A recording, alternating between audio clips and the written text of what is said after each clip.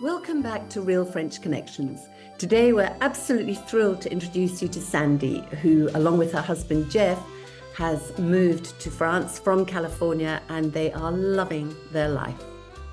Good morning, Sandy. How are you? Good to talk to you. Good to talk to you as well, Lizzie. I'm hoping we can uncover a lot of details about why you moved to France and what you love about it. So where are you? Let's start there. Whereabouts in France? We are in southwestern France. We're in the Limousin, Haute-Vienne, in a village called Rochechouart, which is a lovely, slightly perched village up on the hill, the kind you drive through the country and then you look up and there's this gorgeous castle and chateau, and it's absolutely lovely. It sounds like something out of a fairy tale. It is indeed. It is indeed. Yeah, my husband found it just by accident. You know, we in October and November we came over and rented a gîte and stayed here for the 2 months just to sort of see what the weather was like when it's not beautiful. And it was not beautiful. It was rainy, but that's okay. We needed to know. And then it didn't put you off. Clearly did not put you off.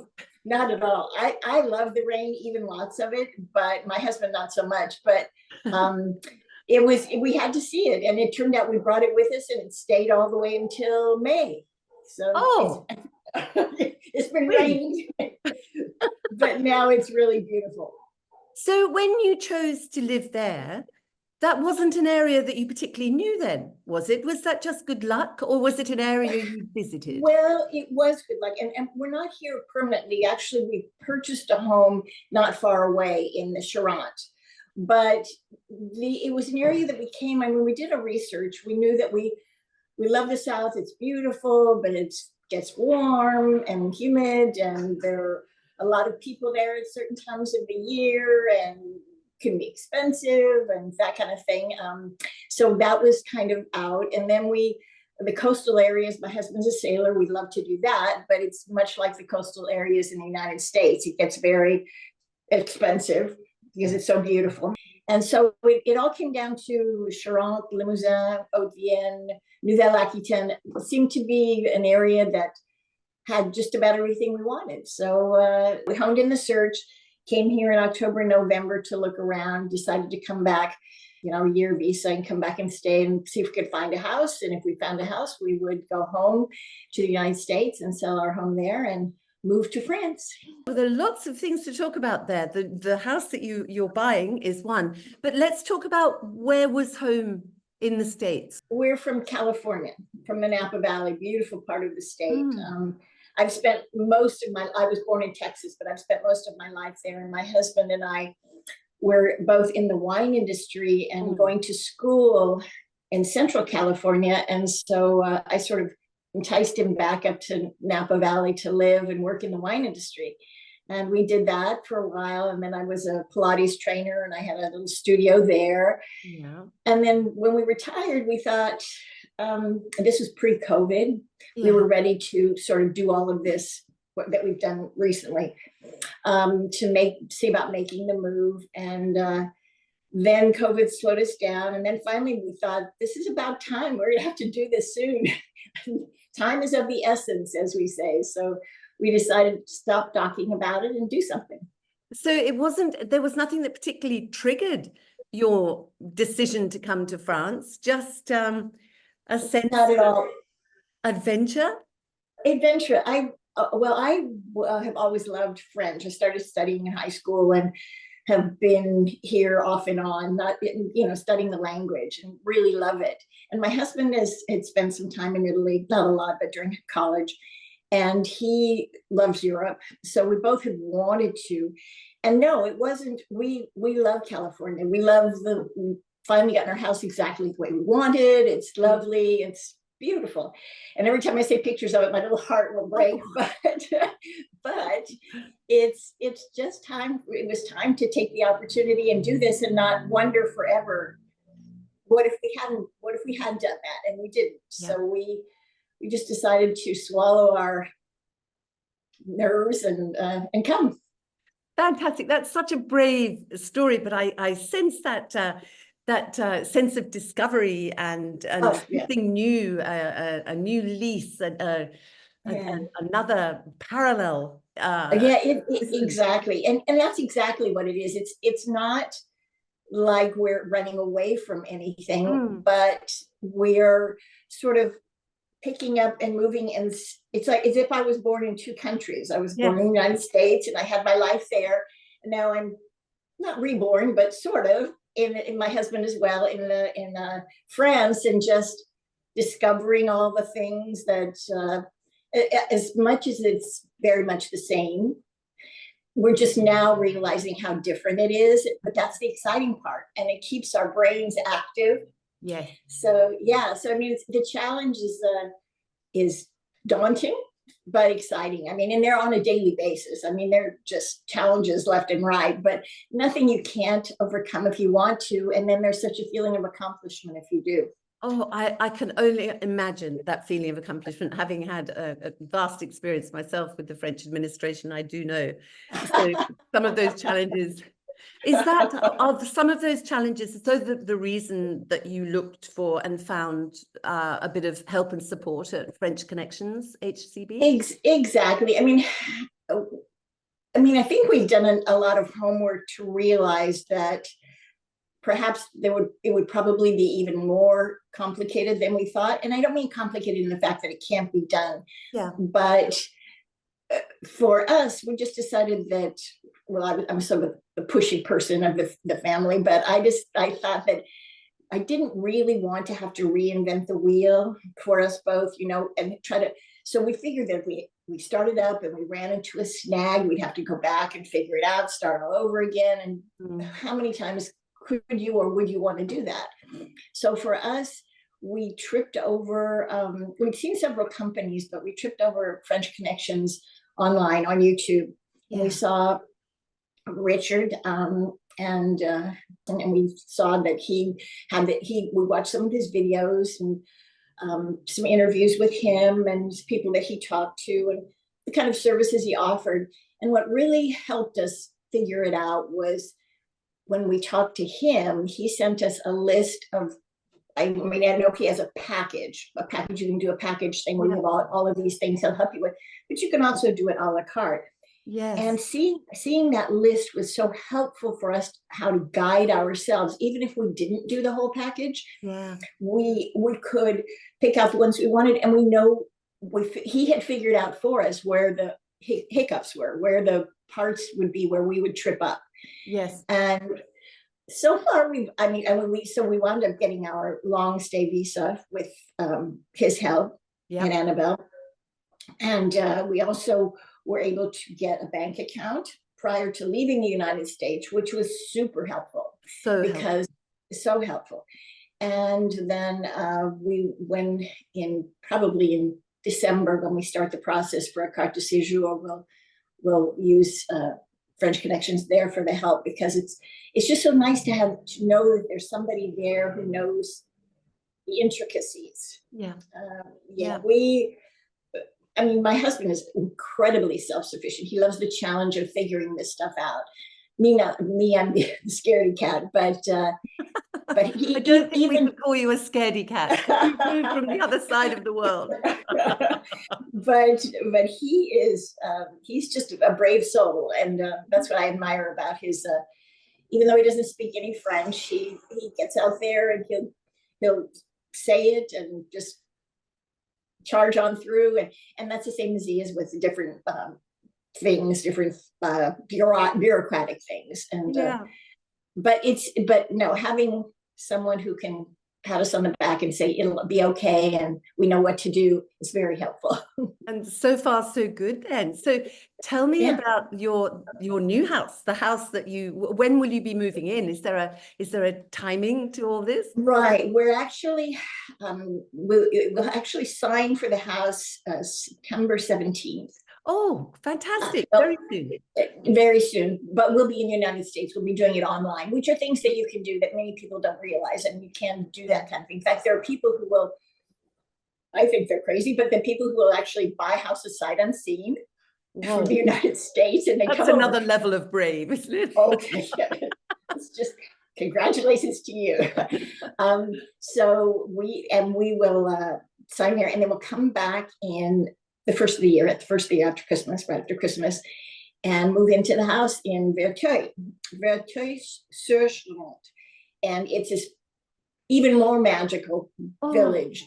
It sits right on the Charente River. It's not quite as perched as Rochechouart. So, and Rochechouart has all the amenities you could want. It's I'd say 2,500 people, but it has lots of shops and lots of business, which is part of the things that I'll miss about it. But Verteuil is definitely a Cinderella village. I mean, it's amazing.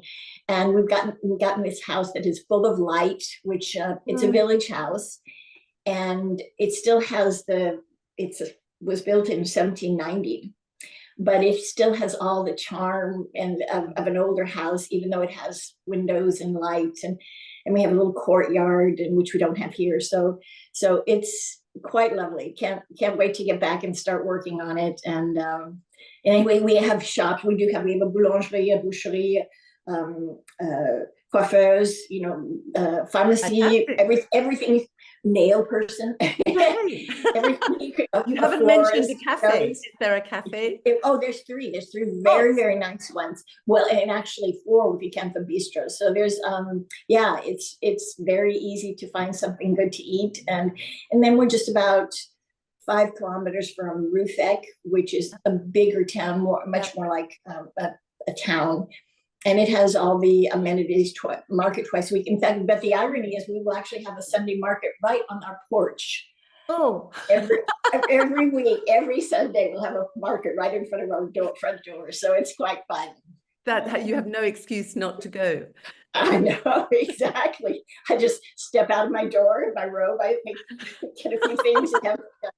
Yeah, so it's going to be quite interesting. It sounds absolutely magical. And I imagine that the light in your house must have been a very big aspect of buying it, coming from California. It was, and that was the house we live in is the house I grew up in, and it had always been very dark. There was a kind of cave-like living room that backed into a separate kitchen, which had brought in no light. You literally got only light from a front window. Right. And so my whole life I thought about knocking out a wall. And so what we did was knocked out a wall, we put French doors, and we just leave the French doors open all summer long. And it's totally light and lovely. So this place is so close to that. It has dual aspect windows, and the light just floods in, and it's just beautiful. So just so light and airy, but with still historical aspects. There may even be a cave underneath. Oh, to investigate. Yeah, to investigate. Or to store wine in, Sandy, because your wine training is not going to go unused, is it here? Well, here's the very funny thing is that just across the little street that corners the house, there's a cavist. So there's a wine shop within 10 feet of the house. I think you found the dream. Hang on to that house. I don't know. But we'll never be short of gifts for people, and certainly we won't run out of wine. But so true. And have you met many of your current and future neighbours? Is it a friendly area where you live? Have you been made welcome? Well, yes. I mean, I don't think you could do where we're going. You can't help but meet everyone. I mean, it's just so small. We've met the cavist. We've met some of the people in the restaurants. I guess for a small town, there's about 700 people, and I guess there's about 17 nationalities recognized in the town. So there's all sorts of people. I want to make sure that I'm living a French life, so I'm going to make sure that I get into the French community, which is, you can do it or not according to the people there. But yes, we've been over 3 or 4 times, and we've met quite a few people, and we make a point of walking around. And then and here in town, yes, I met people here. They have a little Pilates studio, and met some friends there. And but I tried not to get attached to people too much, because I knew we were leaving. So I get attached very easily. So you can, and my husband's when you move into the house, can't you? Yes, exactly. I'm holding back a little bit, but I think it will be very easy to get into the community. And speaking French is so helpful. Yes, absolutely. Yes. So your French is obviously very good. And you say your husband isn't quite as fluent. Is he learning as he goes? He's learning as he goes. He's not one to do it, Duolingo or go to classes. I mean, he might change when we get settled in. But he's the kind of person who will manage to make himself understood and get him, and he's not too timid to ask. And the only time it becomes cumbersome is when you get into the bureaucratic stuff, and then it's even cumbersome for me. I mean, if I have to do something on the telephone, or if I have to try to translate some bureaucratic language, that's always an issue. But then you have Google Translate, so that's that one. Yeah, it's helpful. So it makes your life easier with the language, and you might feel more comfortable more quickly. But it's not I would say just have some, but it's not that you have to be fluent. A nice way of putting it, I think. A few words will get you a long way. Oh, absolutely. Yeah. And then taking the time to maybe study up a little on the culture, the bonjour, and that kind of stuff, knowing what's polite and impolite, and being considerate. I mean, it's not that much different from what you would do, except that, for an example, my husband and I were noticing that parents are teaching their kids to say bonjour to everybody, just exactly as we would teach our kids to say thank you. So it's an equivalent. It's not an equivalent in meaning, but it's an equivalent in importance. So in the United States, you would not leave without saying thank you or something like that, whereas bonjour is the same value here. It would be impolite not to say bonjour. So I think that's a really astute observation, and actually it's something that I was worried would be lost in COVID, because in different parts of France, you give a different number of kisses. Here where I live, it's right. And during COVID and after COVID, those kisses in the street and the handshakes in the street. So handshakes for people you didn't know, you recognized but didn't know that well. Kisses for people you recognized and knew. And a bonjour, at the very least, a bonjour from absolutely when you went to the market. And I was worried that that which I think is an important part of French life, was going to be lost. And it's lovely to see that return. Parents are still telling their children they must say bonjour. It would be considered so rude to walk into a shop and not say bonjour to just everybody in general. I saw this mother teaching her son, who was about 7, to another little boy about 7, to give the bees, and and it was so cute, the 2 little boys. It was just darling. Those traditions that make living in France different from living in any other country. It's the reason that we're here, I think, the reason people come. I know it's beautiful. I mean, I certainly empathize with people who mull it over, because we did for so long. But the opportunities that it offers to your life. I mean, if you're leaving a family behind, and that makes it much harder. My husband has a grown son, and I don't have any kids, so it's that we don't have that issue. But I know that it's a little scary, but there's so much wonderfulness here, so many exciting things to do, so many changes to keep you alive. So if there was somebody watching this who's on the brink, they're on the brink, they're sitting somewhere in America or in Britain or wherever in the world thinking, gosh, hearing Sandy speak makes me really, I'm so close, I could go there. What would you say to them? Well, I would say you could. And depending on how much you wanted, you can make it happen. There are things in my life that I've wanted to do, but I've always believed that if I tried hard enough and worked hard enough at it, I could make it happen. And this is the one that was just befuddling me or keeping me at bay. And then finally, just don't wait, do it,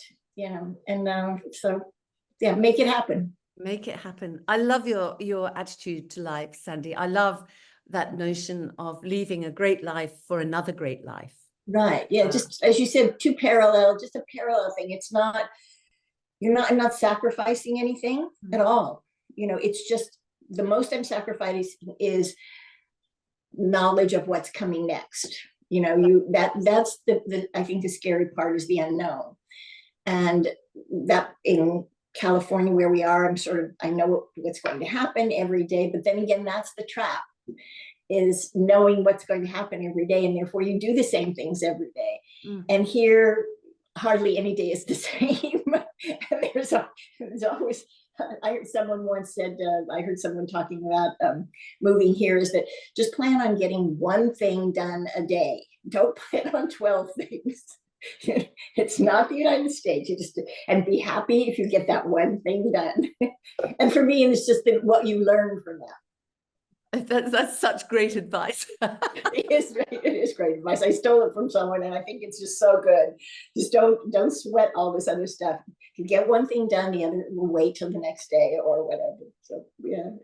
But yeah, it's just having, again, just kind of throw caution to the wind. I mean, jump in. It's like the cold water.